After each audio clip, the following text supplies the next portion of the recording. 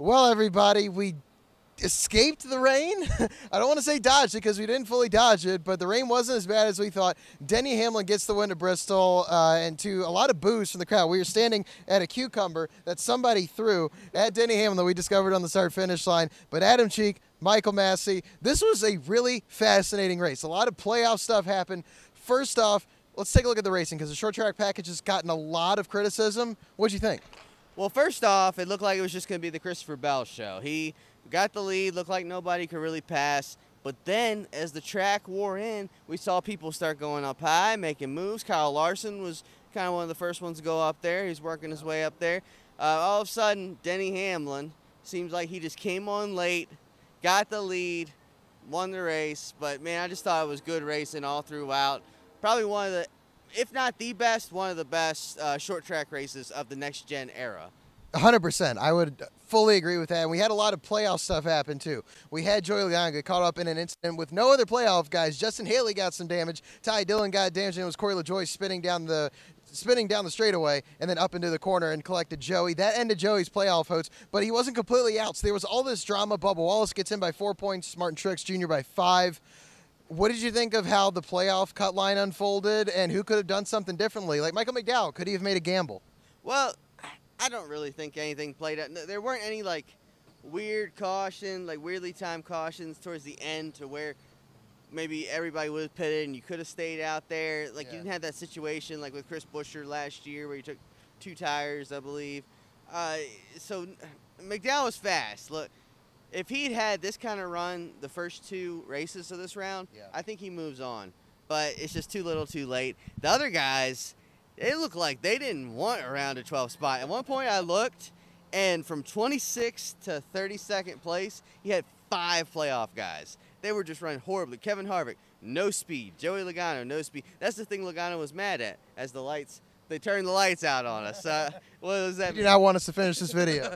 But Joey Logano, he wasn't mad that he got caught up in the wreck. He was mad that he was back there. Because if he wasn't back there, he wouldn't have got caught up in the wreck.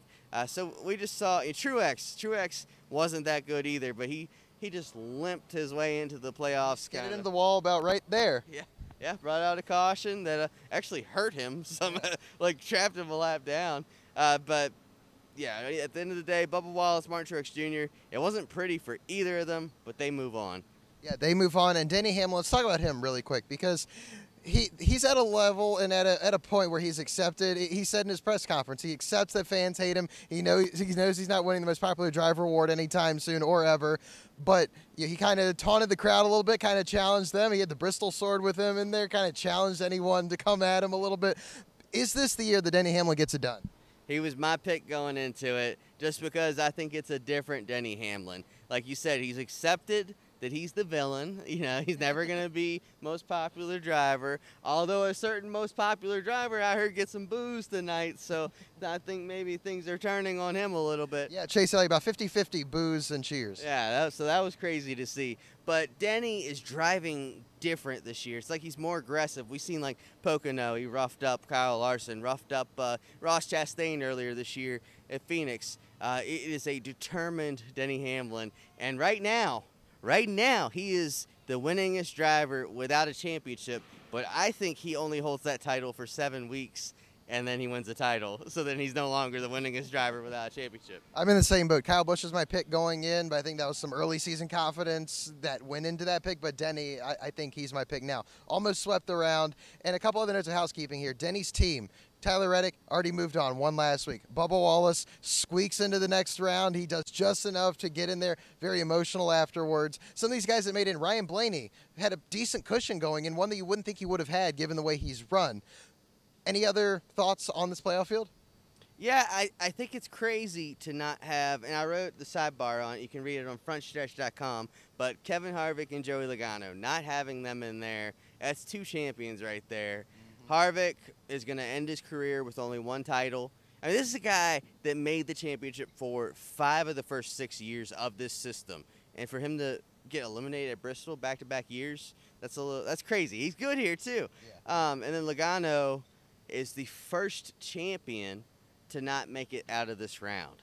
So, setting new first for him, while continuing the trend of only making the championship 4 in even-numbered years. So yeah. That's still a crazy stat that Logano keeps continuing forward. But yeah, so it's weird to see those two out of it. As for the guys in it, none of them have really, those guys at the back, like Ryan Blaney, Ross Chastain, Truex, that limped into it, none of them have really impressed me. Like, I can't see any of them beating Kyle Larson, Denny Hamlin, William Byron even. I guess Truex immediately goes back to being a favorite, but he's at the top of the list again just because of all his playoff points. Yeah, but still, he's been struggling. Rough first round. For sure, for sure. You mentioned your sidebar. I wrote one as well. Bubba Wallace and Truex is barely slipping into the next round. You're at M_Massie22. I'm at Adam and Cheek on Twitter. Check out our socials, all of our articles from the weekend. We did some truck stuff, some ARCA stuff, some Xfinity stuff, and just a wild weekend at Bristol, and just incredibly glad that we dodged that weather. Yeah, I was so glad when this race hit halfway. But yeah, check out all our content on frontstretch.com, Frontstretch, or youtube.com/frontstretch for the YouTube stuff. Yeah, we got some great stuff. And there's still, I keep getting distracted by the cucumber right It's there. Still there. It is still there. Next to the ka-chow written on the start-finish line. If it wasn't still there, I'd be worried. You know what? You're absolutely right. Denny's burnout marks are down here. The cucumber's here. Bristol's here. This was great. This was a great weekend. Fantastic racing. For sure, for sure. And our ride is out there, so I think we should probably get it on out of here. Great weekend at Bristol. I love this track. This is one of the coolest places in all of America, in all of the world, really, not just NASCAR. But yeah, sad to see it go, but can't wait for next time I'm back here. And I 100% agree, because we had just an incredible race weekend. This is my first time here, so we've got a lot of stuff to get to. We got to get back. We need to get some rest before we drive back tomorrow. But Michael, thanks so much for joining me. I've been Adam Cheek, and you can check out all of our stuff on frontstretch.com, and we'll be with you guys next week from Kansas, or Texas, I should say. Jared Haas with frontstretch.com. Make sure to hit that subscribe button. Also, check one of those 2 videos out that we have right beside you. Visit frontstretch.com for more great content.